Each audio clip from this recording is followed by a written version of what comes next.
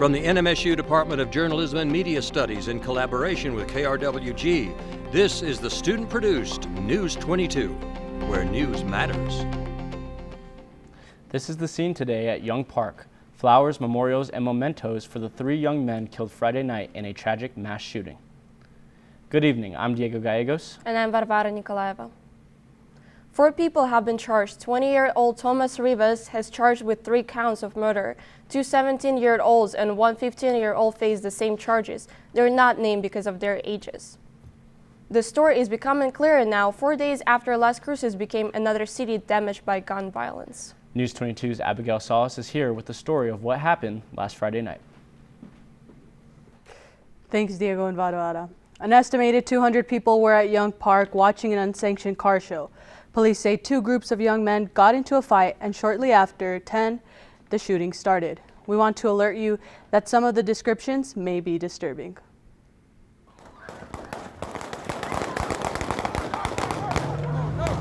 Oh my God, I just witnessed a murder. This video was taken by Craig Theriot. He went to the car meet to show off his antique vehicle. I seen a little young kid fall, and even though the bullets were ringing, I couldn't run away. I ran over to the kid, and I seen he had a bullet honed in his forehead. And I reached underneath his head and found an exit hole.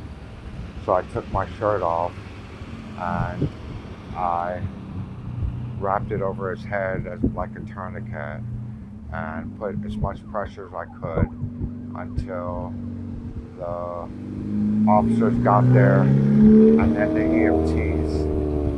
And then after the EMTs, he was still breathing, and his dad was looking at me with a similar bullet wound in his head, telling me I was doing a good job. I didn't feel I was. I was doing my best, but I could see he was struggling for his life. His mother was begging me to save him. So I just started praying, and I just started reading scriptures to him to help him pass if he did pass. Yesterday morning, he woke up with a bright future, and this morning, he's not breathing anymore. He's with God. We talked to another witness who went to the car meet with his brother. I got here around 10, and not like 10 minutes later, I heard someone yelling, he has a gun, he has a gun. So as soon as I turn around, I see like 2 guys like look like they were like fighting or like strangling each other, something like that. And then while another guy is trying to like take out a gun, and all that's happening, and all of a sudden the shots are let loose. As soon as we heard that, I looked at my brother and we just ran to the park, and we hid behind the stage for a little bit, caught our breath. And so then as we were running to the trucks, well, all you see is just bodies on the floor. I see about 4 bodies on the floor, and everyone running around trying to see what's going on, like people yelling. It was chaos everywhere. 3 people were killed in the shooting. 16-year-old A.J. Madrid, a talented baseball player at Centennial High School.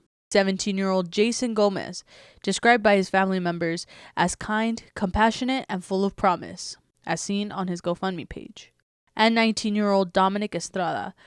On Facebook, family members said, "Thank you for being an amazing brother and uncle. Things will never be the same without you." Family members have set up memorials at the park for each of them. Chief of Police Jeremy Story spoke at the press conference the day after, assuring the public of justice. There are a lot of hurting people right now in our community. Our next focus is the apprehension of those involved and those responsible for this atrocity. We will find each and every one of them, and we will hold them accountable to the criminal justice system. 15 people were injured in the shooting. They range in age from 16 to 36. 9 are male, 6 are female. Other students from the district were injured. The school district partnered with the mental health agencies to provide counseling at all schools' campuses yesterday. Anyone affected is encouraged to call or text the 988 crisis line or reach out to the Doña Ana County Crisis Triage Center, which is open 24/7 and provides walk-in mental health services to adults over 18. Young Park, where the tragedy happened, is one of the places where Las Cruces meets for a variety of activities. It's also surrounded by a large neighborhood. The people who live there say noise and nighttime disturbances are a common occurrence. News 22's Carpio Griego reports. Periodically, this is the noise residents have to try to fall asleep to.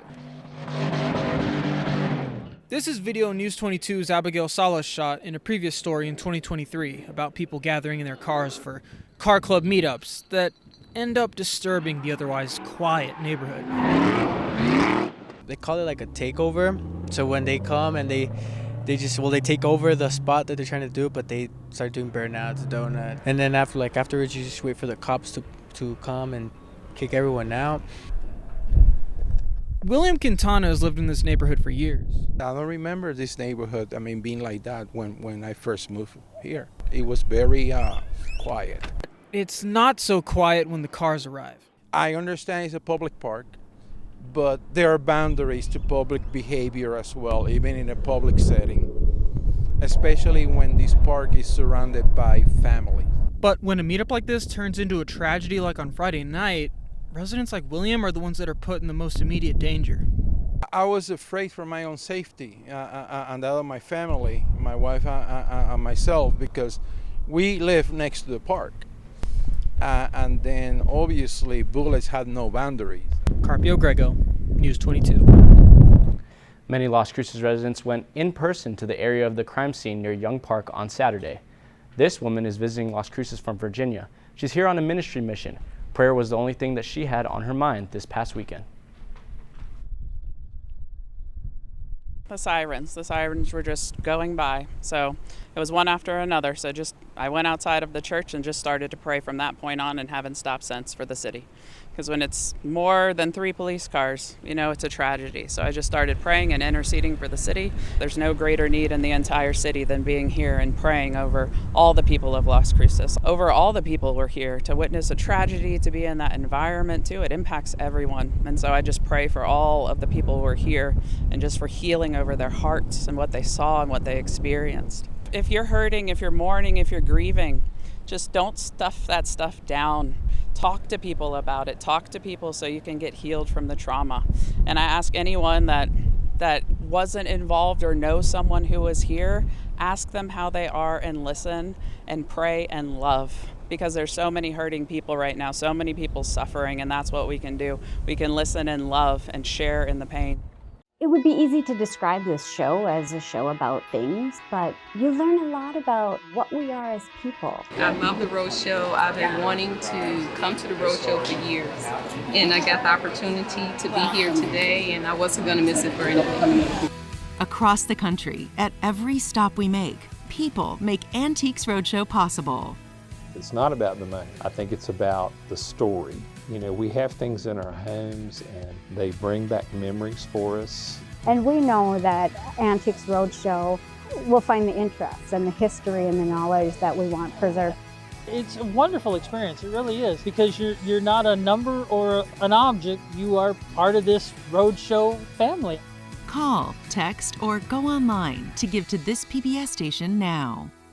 Welcome back, you're watching News 22 Tuesday, where news matters. In the wake of the mass shooting, New Mexico Governor Michelle Lujan Grisham is considering calling legislators back for a special session.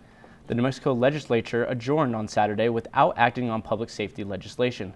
The governor noted the shooting comes amid a 46% spike in violent crime in Las Cruces. A group called Students Demand Action plans to hold the peace vigil on Friday. They say lawmakers are not acting to protect citizens, and they want to show it's not young people's fault that gun violence plagues us. New Mexico House of Representative Gabe Vasquez held a press conference last Sunday to offer condolences to the families of those killed and injured in the Young Park shooting.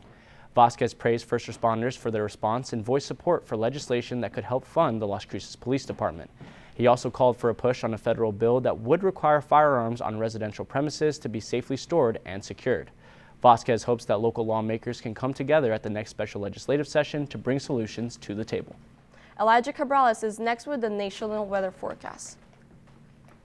Thanks, guys. As we can see here, beautiful sunny skies. This is a live shot taken in Las Cruces earlier this afternoon.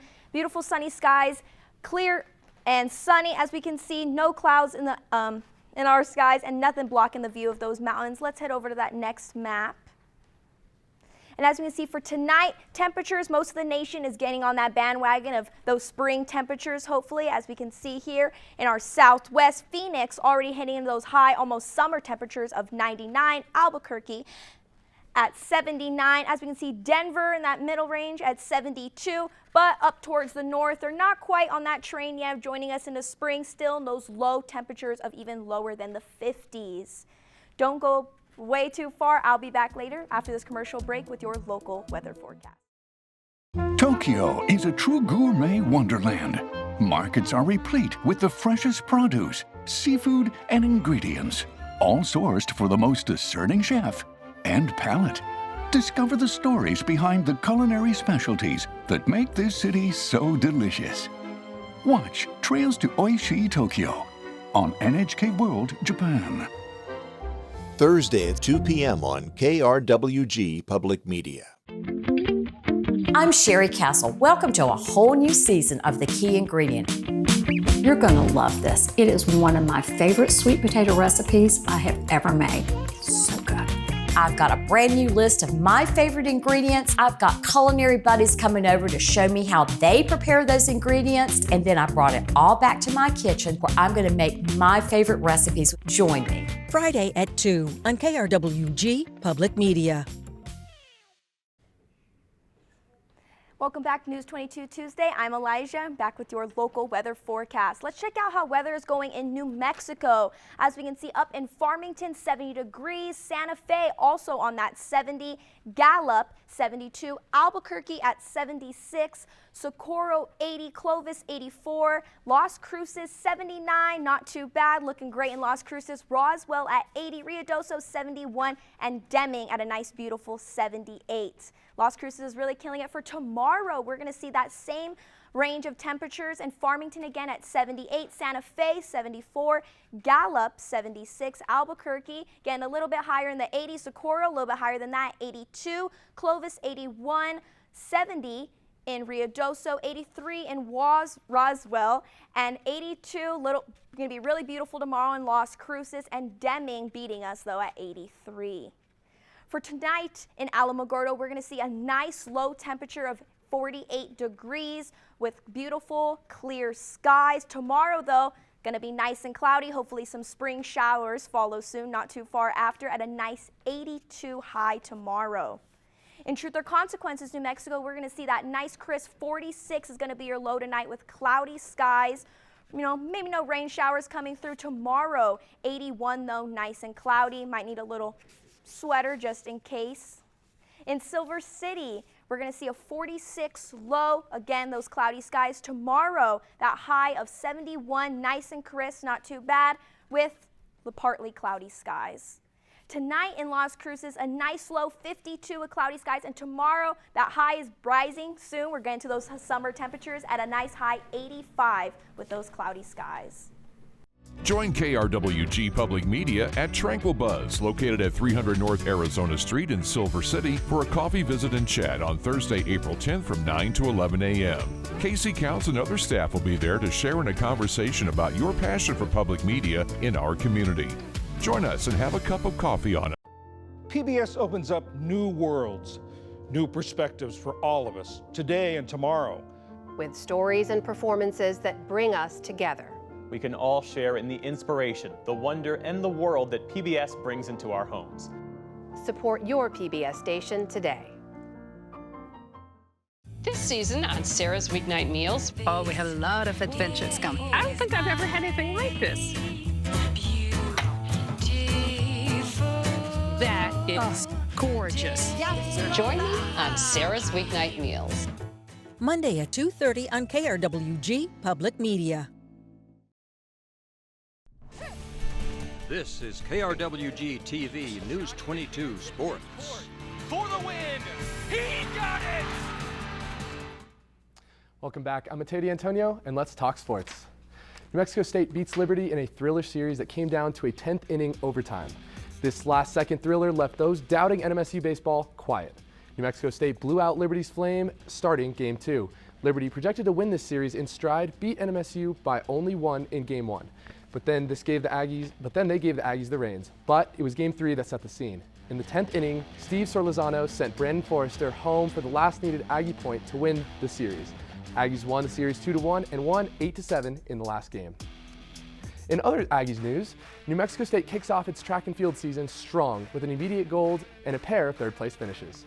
Rachel O'Brien had her eye on the prize and left her competition in the dust, finishing first place and almost breaking the 800-meter school record. O'Brien took NMSU's second fastest recorded 800-meter run this weekend in Tucson. In the 4x400 relay, NMSU also received bronze medals for their speedy 3-minute and 14-second finish. And speaking of running, the Aggies flew past their opponents in the first round of the NIT. The Aggies women's basketball team was invited to the National Invitational Tournament, NIT for short.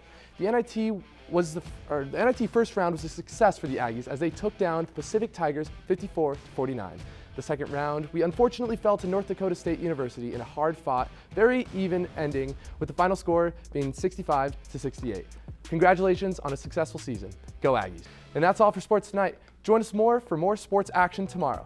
Still ahead, Elijah will be back to take a look at your 5-day weather forecast. Welcome to Milk Street's My Family Recipe. We bring home cooks to our Boston studio where, along with our host and pastry chef Cheryl Day, we help home cooks rediscover lost family recipes. You're going to be able to bake this cake. I can do it. Then we send them home to recreate that recipe for the toughest audience, their own family. Mom, that's really good. Right here on Milk Street's My Family Recipe. Friday at 2:30 on KRWG-Public Media. I'm Sherry Castle. Welcome to a whole new season of The Key Ingredient. You're going to love this. It is one of my favorite sweet potato recipes I have ever made. So good. I've got a brand new list of my favorite ingredients. I've got culinary buddies coming over to show me how they prepare those ingredients. And then I brought it all back to my kitchen where I'm going to make my favorite recipes. Join me. Friday at 2 on KRWG-Public Media. Here is what we know about the last Cruces mass shooting this past Friday. During an unsanctioned car show at Young Park this past Friday, a mass shooting left 15 injured and 3 dead. The victims were between ages 16 and 36. The deceased victims were identified as 16-year-old Andrew Madrid, a Centennial baseball player, 17-year-old Jason Gomez, and 18-year-old Dominic Estrada. 4 suspects were arrested in connection with the shooting. The youngest is 15 years old, and the only one who has been identified by name is 20-year-old Tomas Rivas. The event has led to New Mexico Representative Gabe Vasquez and New Mexico Governor Michelle Lujan Grisham calling for action.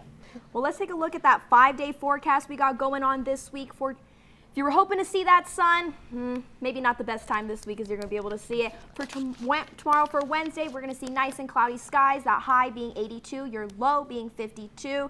Thursday, 85, 87. That is not right, being your low. Friday, for your high being 87, 53 being your low. For Saturday, if you're planning to go to that farmer's market, it's a nice, beautiful day to do it. Nice, beautiful, cloudy skies, 79 and 46 being your low, and that nice, crisp lows. And Sunday, 75 is your high, and 43 is going to be that low. And that's all for News 22 Tuesday. Thank you, everyone, for joining us tonight. Tune in tomorrow night for more news. I'm Varvara Nikolaeva. And I'm Diego Gallegos. And from the whole News 22 team, we offer our condolences to those affected by the Young Park shooting this past Friday. Sandra Sanchez is next with News22 right after this. Good night.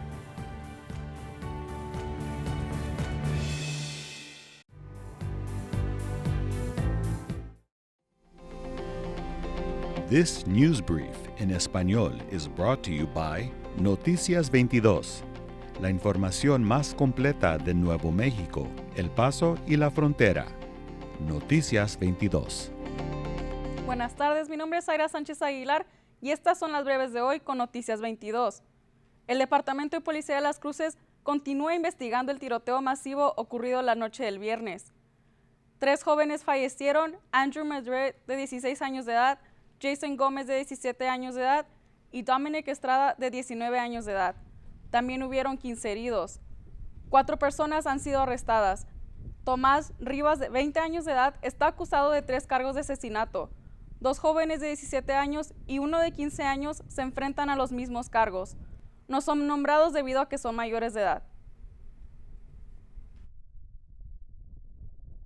Fuimos a ponerle agua a nuestros perros y en eso cuando estábamos poniendo el agua vimos unos y nosotros pensábamos que eran cohetes, pero ya después se nos hizo raro que como un ratito después vino 2 helicópteros y se bajaron aquí en el parque en el Jazz Park y sí nos asustamos porque se nos hizo raro, pero nomás hasta ahí, no pensábamos que fuera tan grave, que fueran muertos y heridos. Y uno está en su casa tranquilo y uno cuando está en su casa tiene la expectativa de estar seguro dentro de su casa. Y cuando pues no, la seguridad mía y de mi familia pues está en peligro con estos incidentes que están ocurriendo ahora en este vecindario. Las escuelas públicas de Las Cruces están ofreciendo servicios de apoyo de salud mental a los estudiantes afectados por el tiroteo. Un estudiante de la escuela secundaria Centennial fue asesinado y otros estudiantes del distrito resultaron heridos. El distrito escolar colaboró con agencias de salud mental para ofrecer asesoramiento en todos los campus escolares ayer. Noticias 22 continuará proporcionando actualizaciones y trabajando en esta historia. Eso fue todo por mi parte. Muchas gracias por acompañarnos. Bonita noche.